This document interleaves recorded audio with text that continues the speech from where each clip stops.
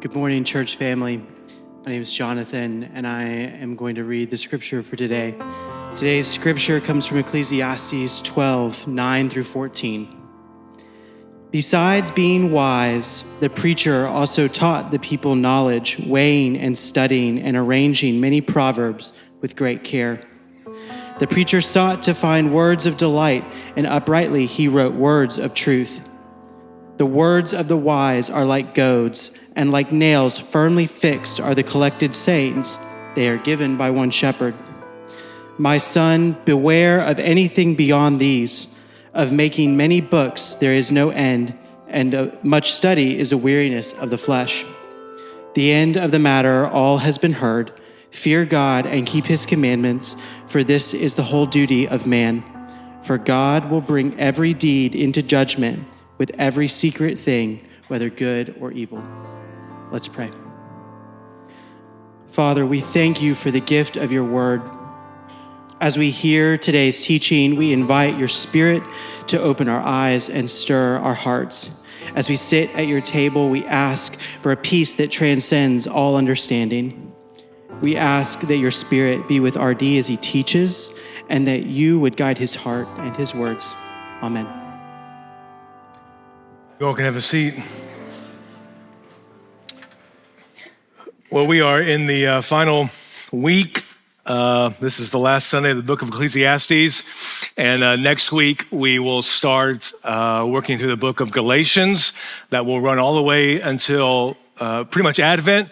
Outside of a little break we're going to do in August and September, where we do a little series on Jesus and some cultural issues, which should be great, just around election time to do that. So I hope you'll join us then. I'm telling you now to be prepared. I'm RD. Welcome to Fellowship. I am going to tell you a story this morning, and it involves the day that I and my wife got engaged. And this is a story of the man who took this picture from Charles Bunyan. And this is in the Smoky Mountains. You probably know it. Some of you may have hiked it. This is many, many moons ago in June of 2011, I think. And I decided to get engaged in the Smokies because we both love hiking, particularly my wife. We were living in Dallas at the time. I was going to seminary. Emily was working. And so we flew together to Tennessee for the weekend, where I got invited to preach at the church I went to at the time, First Baptist in Merville. And they wanted to have me come. And then that is how you say it, not Maryville, it's Merville. And my people. And not why I'm preaching, but just a shout out. And so I thought, well, we've been dating a while. We were 25, 26. And so you're not going to be shocked, but you can hopefully maybe try and be surprised. And so that's what I was going for, because Dallas is just a concrete jungle.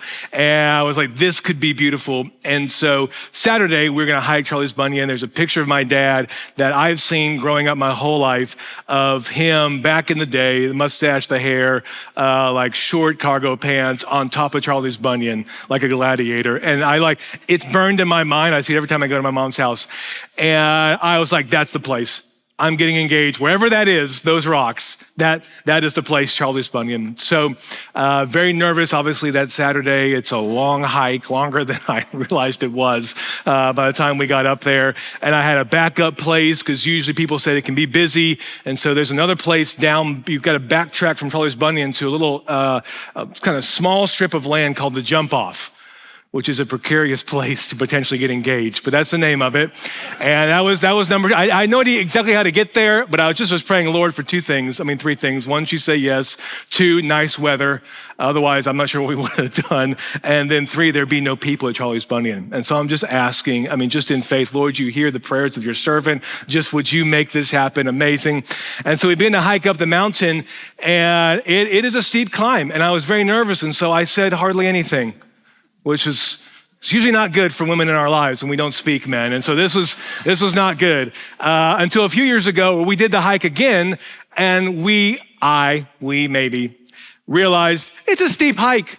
I was very tired. It wasn't just that I didn't want to talk to my wife. And so the whole time we're hiking up the second time, I'm like, I told you, I did love you. I was just not in the best shape of my life, and I was exhausted. That's why I couldn't talk to you, I promise, right? Which helped me a little bit. Anyway, back to the first time we hiked it. We get up to Charles Bunyan, and it takes a minute, and we get there, and there's a beautiful, you could see in the photo, clear sky, so already one prayer been answered, beautiful day, hot, but still amazing. And we are sitting on the Bunyan and looking out over the beautiful mountains there, and I'm just trying to figure out what to say. You get to that place sometimes where you're just like, oh, it's happening now, and I hadn't thought this far besides like, will you marry me? I don't know what to do, or how to, probably not safe to do it right here on the Bunyan, because then it could just, who knows? So I'm just spiraling in my mind, but no one's there. I'm like, I gotta go. And I'm about to start the takeoff to do it. And from all of a sudden, if you're at Charles Bunyan, if you're looking out to the right, you can keep going, and to the left is where you usually hike from, unless you're hiking the AT. And all of a sudden, this young man just yells out, hey!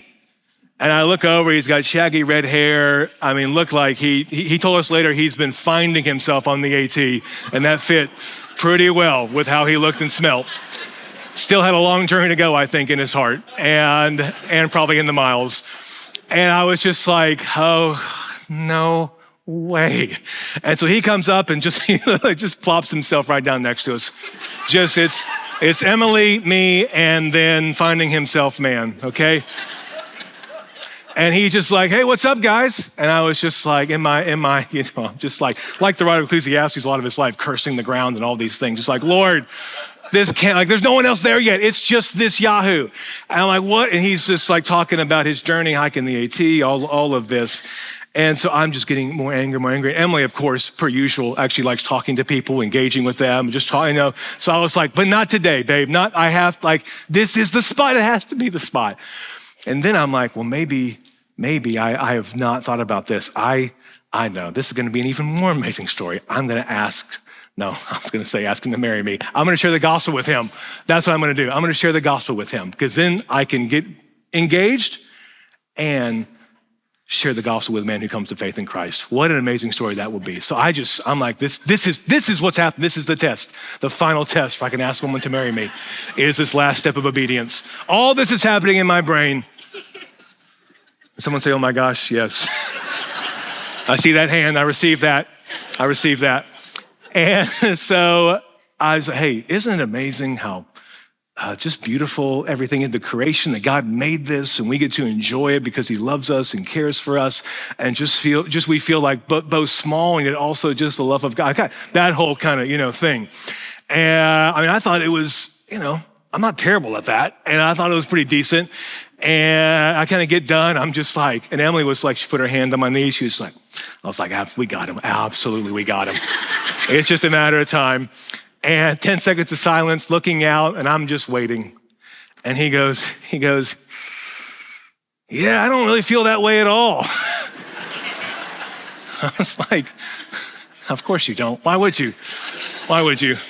And he goes, I actually feel great about myself. I don't feel small. I feel big. I feel amazing. Look, I hike this. I've been hiking this for like however long he's been hiking it. It's like, I did this. Like this is amazing to see this. Like, yeah, it's great and it's beautiful, but it's meant for us to hike and to do all these things. And I was like, oh, okay, great. I was like, yeah, we're just gonna have to agree, disagree. And you're gonna have to just keep moving, pal. But he wouldn't leave. He wouldn't leave. And I started giving him the apples I had in my bag, just feeding this man, just feeding him. And we ended up having this conversation, and we got a little philosophical, and he was like, I think this is all that there is, and you got to enjoy life until it's over, because then it's over. And I was like, I don't think it's over, because this is just a preview of what we started. And then I'm like, he's not going to leave. And so we have to leave. But we did get something amazing from that experience, which was this photo that he took. Otherwise, we would not have had it. And so then an hour later, we went to the jump off, and I found it, and I asked her to marry me. Okay, why do I take 7 minutes of a sermon to tell you that story? One, I just want to, and I haven't yet. So honestly, I'm just going to confess it. That's a big piece of it. But the second reason is for this reason. It's in the conversation, the definition of reality for this man and for most people that live on the earth is, they don't say it like this, but underneath the way in which they live their life, the values and the philosophy and the heart is, I am at the center. and I have to do what I can to enjoy this life or to make pleasure in this life because this is all that there is. This is it. This is all that I have. This guy was a walking truth to the book of Ecclesiastes, saying, grab everything you can out of this life, but even that is futility. And to be in conversation where there's these two competing realities of either there's life underneath the sun, that's all there is, or there's also life and reason and purpose and meaning beyond the sun, which gives even more purpose to life underneath the sun, life on earth.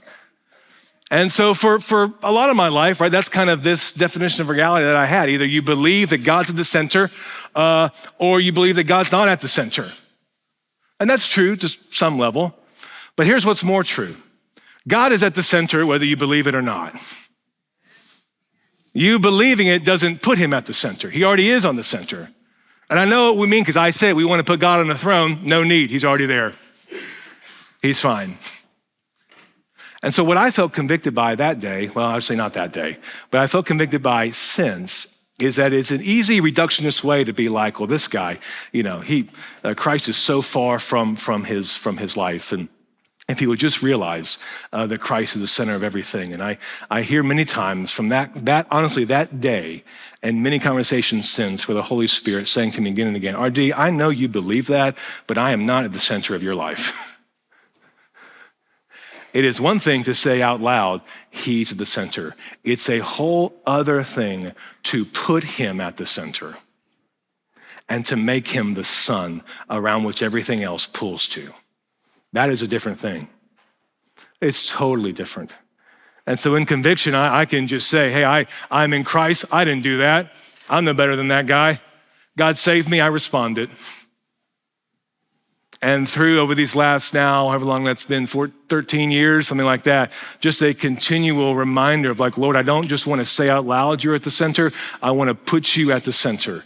And the book of Ecclesiastes is hitting again and again and again.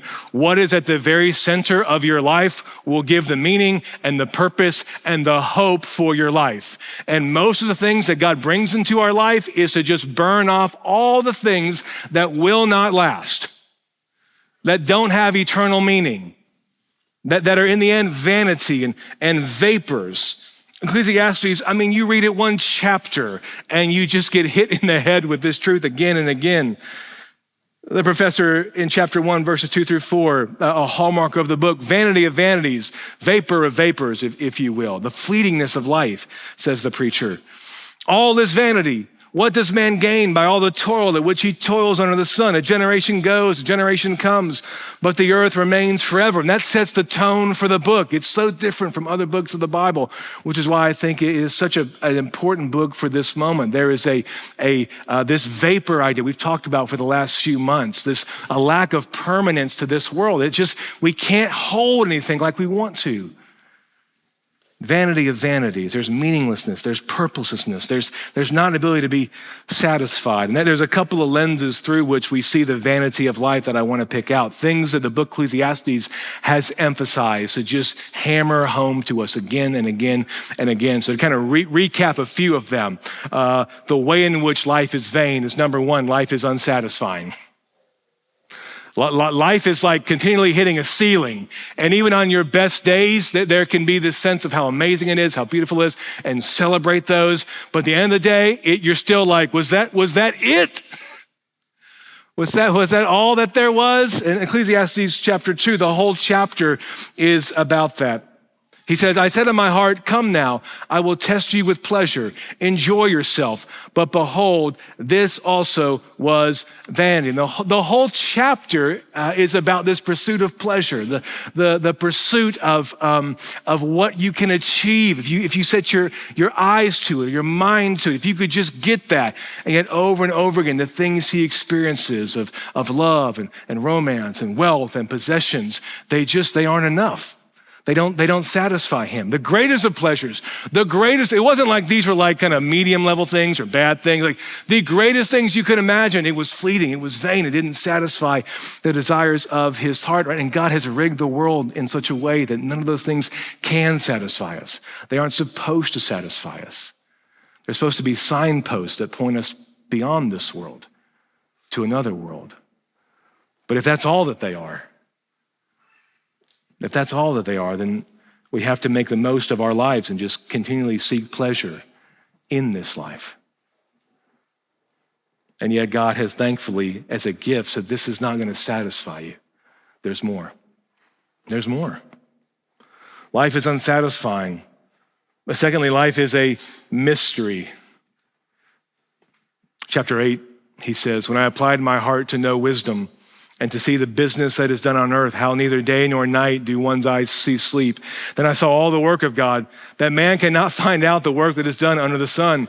However much man may toil in seeking, he will not find it out. Even though a wise man claims to know, he cannot find it out. There's a veil that is over this earth, and we can't know the things that God is doing. It's a mystery.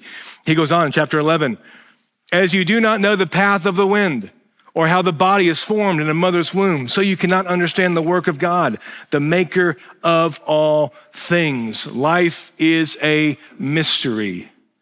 I know you're like, RD, this is incredibly profound so far this morning. Life is unsatisfying. Life is a mystery. But to remind us that oftentimes we fight against that. We don't want it to be a mystery. We don't like the gray. We want it to be black and white. I can want it to be black and white. God, I just want to know.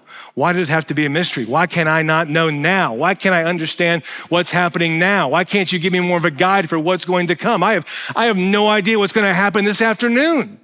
I think I do. I assume that I do. I have no idea what is going to happen. It is a mystery, the ways in which God works. We cannot always understand him. Sometimes he lifts the veil and shows us and gives us these amazing glimpses, but life is not something where we just always understand what God is doing.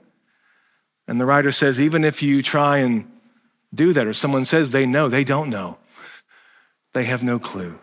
Life is a mystery. Number 3 to pick out, life is beyond your ability to control it. Darn.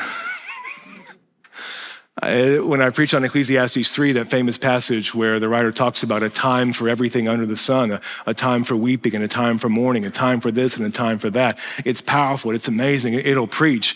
But another piece of that is we do not know when those times come, do we? We have no idea. We can't control it. If we could control it, we would like to pick and choose the times in which we can just be celebrating and enjoying and like keep that going. But the next thing you know, there's sorrow and pain and brokenness, and we didn't expect it. We didn't anticipate it. We didn't want it. And so seasons come and seasons go, but we don't choose those seasons. God does. We can't control it. We have to release it. And that can be so hard.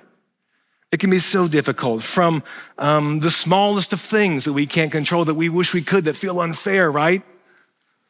Like yesterday in a soccer game. I'm gonna go, yeah, thank you, Lucy. She was on my team, yeah. I'm gonna talk about this just for a second and then get to bigger things, but I just, off my heart. We lost 4-3, first round of the playoffs, 4th through 6th grade girls team at Concord Christian. The ball went off the post 3 times. We should have won. Life's unfair. All this vanity, Lucy, all this vanity. I know, but it was so hard, and I know it's funny, but it's also serious. I mean, the girls are weeping, they're crying, it's so sad, they all the things, and it's this thing of like, if only one of those shots had not gone off the post and gone in, we would have tied, we could have won. If the ref had blowed the whistle one time, all the things that we do, right? And on soccer or something like that, it feels like this is ridiculous, and then we ramp it up to our life, and we do that all the time. We do it all the time. If this had just happened, if I'd met this person, if I'd got this job, if I had not had that thing to drink, maybe if we had never been there, and we just keep rolling it up, and it's like, you cannot control your life. It is impossible to control. And if we need any evidence of that, this is the continual gift of having children. Where God reminds us all the ways that we want to move them. And yes, to have a vision for your kids in a way in which you want to raise them up is so right and so good, and more people need that. But at the end of the day, you can try all of these things, and every kid in your family is different. Each one, I know this, particularly having twins, where it's like, okay, 2 for the price of 1 here. We can do all the lessons and they'll get it the same way. They could not be more different. What works with one does not work with the other at all. at all. It's like, okay, well, we're gonna try this, we're gonna do this. And so much of, I know, because I get tired, we all get tired as parents. It's like, I just want the shortcut, the hack. And it's like, you cannot control your kids. You can't control life. You can't do it. Life's a mystery. We don't know the way in which God has assigned the seasons of our life. And it's true from posts on a soccer field, to losing a parent,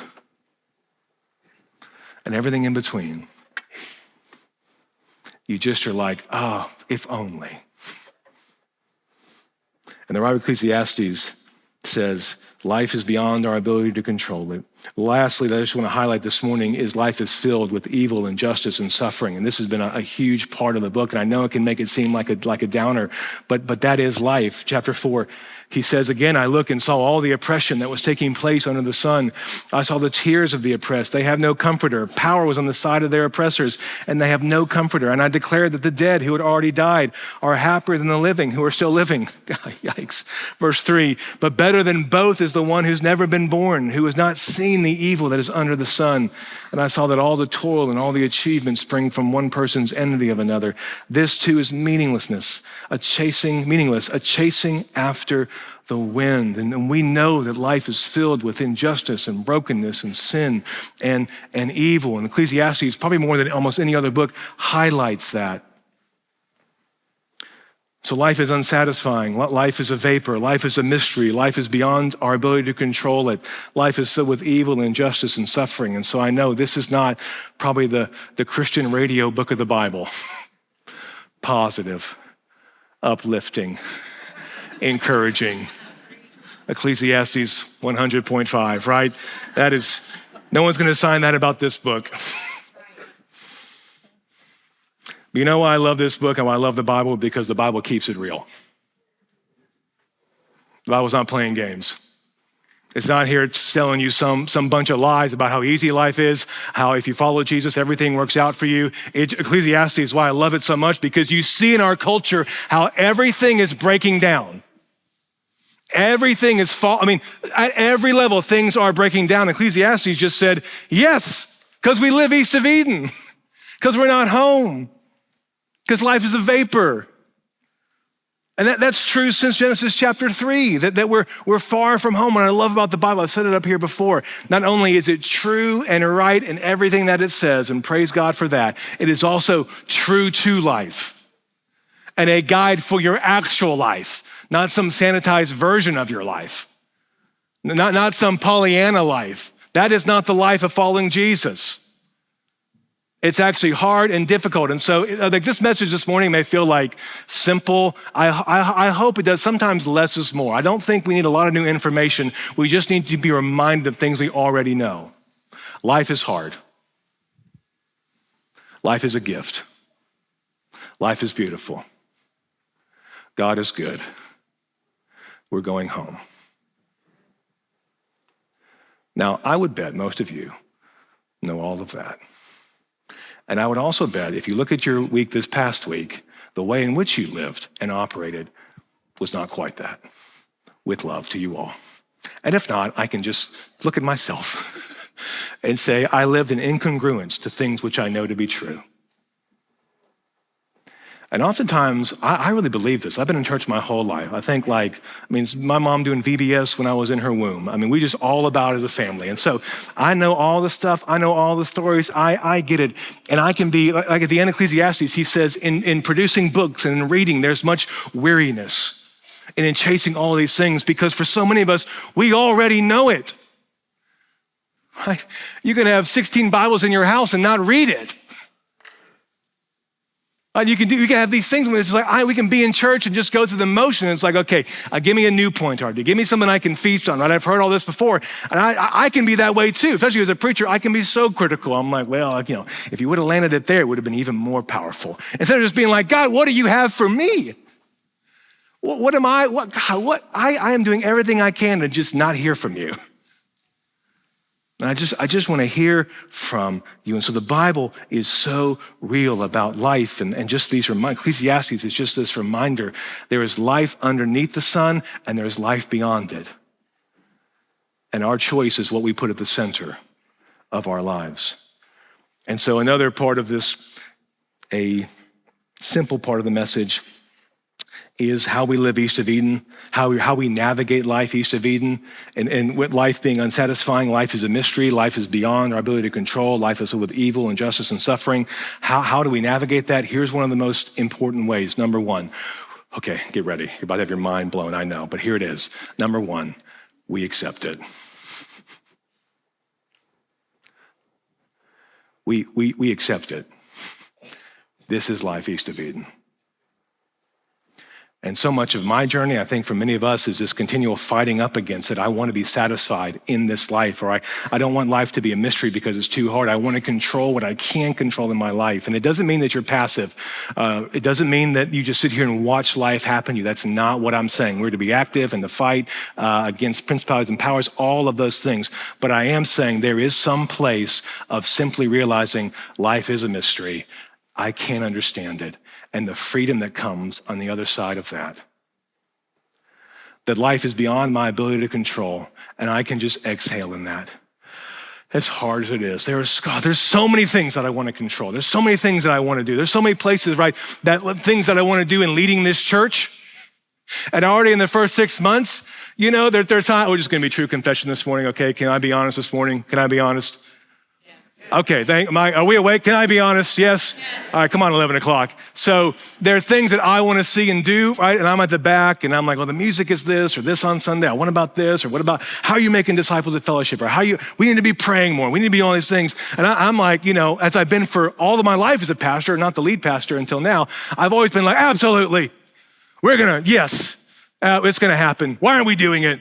We got to be a church that does these things. And now I'm the lead pastor, and people say that, or I think that. And I'm like, there's no one else to look at. It's me. And I'm like, we got to be more about this. Let's do this more. And then God is like, yes. But now, and I'll just say for me, and this works with an elder board, and this is not about me trying to do all these things on myself. The point of it is I, in some sense, can do a lot here through my position, and yet I am at the mercy of so many things I cannot control to move the needle here. I would love to do a lot of things tomorrow, but that would not be wise or good. And also, I just couldn't. And that is a gift. It's a gift. And yet it's so frustrating to me because I'm like, it'll be better if we just do this. And that's not the point, because God is working on deeper water. He's working on deeper water. And so accepting it, realizing it, this is life. There's so much beauty to behold. If we would see it, and so much of life, we miss how beautiful it is because we don't pay attention. Ecclesiastes 5, I don't think I read this yet. If I did, you're hearing it again. This is what I have observed to be good, that is appropriate for a person to eat, to drink, and to find satisfaction in their toilsome labor under the sun during the few days of life God has given them. For this is their lot. Moreover, when God gives someone wealth and possessions and the ability to enjoy them, to accept their lot and be happy in their toil, this is a gift of God. Just such a practical, beautiful verse. And this, I was convicted this week. I was like, Lord, how much more joyful, at peace would I be if I could grow more and more in accepting my lot in life? Not the lot I think I should have, not the lot I think I deserve, but the lot you've actually given me to plow. And God was like, you would be a lot more of those things. You would. This is not rocket science, RD. You know you would be. You're about to preach that you should be. Put it into practice. Put it into practice. At the last chapter we read Jonathan read earlier, this is verse 11. It's such a hidden but beautiful verse. Verse 11, the words of the wise are like goads. They're collected sayings like firmly embedded nails given by one shepherd. So he's kind of totaling up the whole book and saying the wisdom, the way in which we decide how to live are like the wisdom sayings, truth, wisdom, purpose are like goads that God uses to make us firm as nails as we listen to the shepherd, right? So what's a goad, you may be asking, okay? Great question. Here's a picture of one. It's from ancient times, though farmers still use them. This is from the ESV Study Bible. Goads were long, sharpened sticks used to prod oxen when they were hitched to yokes. Not wanting to be jabbed again with the stick, the ox would kick against it. It would soon learn that it was better to accept the direction of the farmer than to kick against the goad. So here is, I think this is a first century photo that we found somehow on Google. That's the best I could do. Those are the creepiest oxen I've ever seen in my life. I'm so sorry. Honestly, if you have a nightmare about it, I am so sorry. When I found it, I was typing it, I was like, there's gotta be a better one. I'm like, we're just gonna do it because time is short and we'll do it, but I'm so sorry for that. Ignore them, and you see the visual is what it does look like though, where the farmer has the goad, and when especially new oxen are going off the path or they're not underneath the yoke as they should be, the farmer will prick them and prod them and press them so they get back on the path. And this is what Solomon is saying. He's saying the words of the wise, the purposes of God can be like goads in your life that can hurt, that can wound, but they're meant to have you underneath his yoke and away from your yoke. Now, where else do we see this happen? With the Apostle Paul in his conversion, Acts 26. And when we had all fallen on the ground, this is Paul's conversion experience. When we had all fallen to the ground, I heard a voice saying to me, this is Jesus, in the Hebrew language, Saul, Saul, why are you persecuting me? It is hard for you to kick against the goads. And I said, who are you, Lord? And the Lord said, I am Jesus, whom you are persecuting. This little verse in the second part of verse 14 has always been one of my favorites because of all the things Jesus could say, and he could say a lot. He chooses this phrase, it is hard for you to kick against the goads, Paul. There's a common expression in the ancient Near East. People said this all the time. It's not original to Jesus. He's just picking it up. And it's this amazing insight of imagine Paul living his life going one direction. He's going this way and this way and this way. And yet the Holy Spirit, as he does for all of us, is goading him again and again and again. What's he doing? Rejecting it, keeping going the other way until finally God is just like, enough. Enough of your stubbornness. It's time to surrender. It's time to surrender. And I don't know why I imagine Jesus saying this in a Yoda voice, but it just feels like he does, where it's like, hard for you to kick against the goads, Paul, right? I don't know why, but it just feels like this hyper wisdom thing. Don't put your heads like that, okay? But it's this sense of, it's not hurting me, Paul, it's hurting you to live like this. The goads are the gift. And we suffer and we get wounded when we kick against them. And so a question that I have for you all this morning, only because it's already come my way so much this week, is what are the things and where is God pressing in on you in your life, in your marriage, as a parent, as an employee, as a follower of Jesus, that you are kicking against?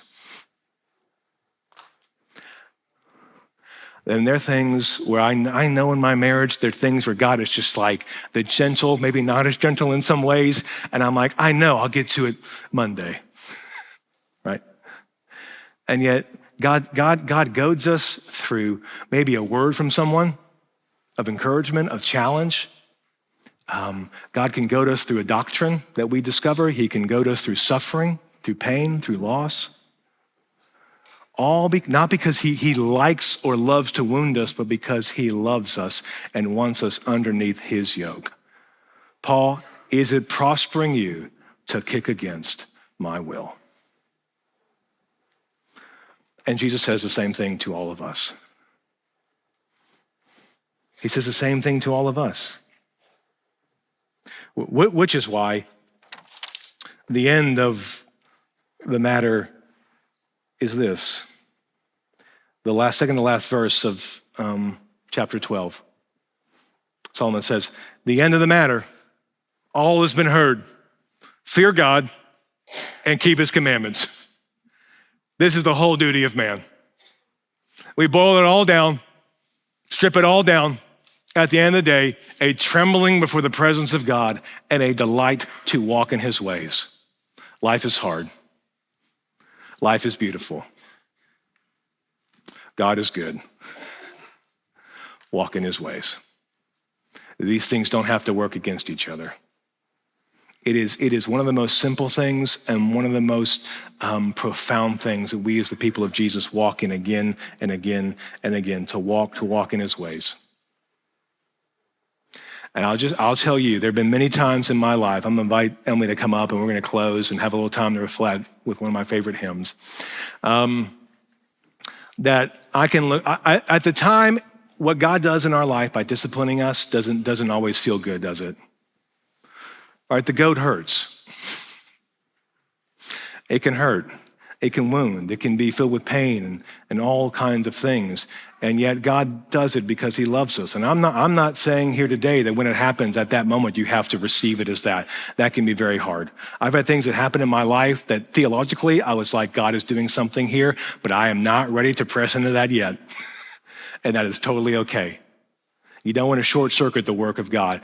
But I am telling you that there are things for every person in this room that you are pressing against and fighting against that is not allowing Christ to be at the center of your life in the way that he should. And so I want to encourage you and challenge you. You know why? Beyond the fact that he already is at the center, that we want to put him at the center more and more and more, it's because he is better than anything else. It's because he's better. Like he's better. Whatever the thing is, he's better than that thing. Whatever the thing you're pursuing, he's better than. Whatever your life vision is, he's better than it. And so just again and again, what we simply try and do every single Sunday, we say it different ways, we sing in different ways, is to come back to this place of saying, Lord, you are worthy. We forgive us, remind us, encourage us, empower us, embolden us as we head out into the world. And then we forget by Monday, we forget by Tuesday, we get amnesia, and then God is goading us and goading us and goading us because he loves us. And his path is better. In it is fullness of life. Taste and see that the Lord is good. This is his will. A God like this who cares this much to be involved in every detail of your life? From a soccer game at Concord Soccer to the ICU at UT Hospital. I just want to encourage you this morning, God sees you. God hasn't forgotten you. God knows what you're walking through. He understands. He understands. He forgives you. He's glad you're here. And so I know Emily prayed earlier in both our services, just a sense this morning as we kind of have stripped the service down a bit to just come back to that which matters most, which is we want to first love culture in our heart. We want to be people that just come back again and again and say, Lord, you're worthy. I want to put you back at the center of my life. Life is a mystery. I can't control it. There's so much brokenness and pain. In the end, I'm going to lose everything, but I will not lose you. I cannot lose you. I will not lose you because I'm not holding you, you are holding me. And so be encouraged this morning, church family. Life is hard. And life is beautiful. And God is exceedingly good. And he is a mystery. And he is sovereign. And he is doing things in our life we cannot imagine. But one day we will see. And one day we'll understand that he has made everything beautiful in its time. And so we have faith in that this morning. Trust in that this morning. That there's life beyond the sun. There's hope on the horizon. We're going home. It's going to be okay. Love you guys. Father,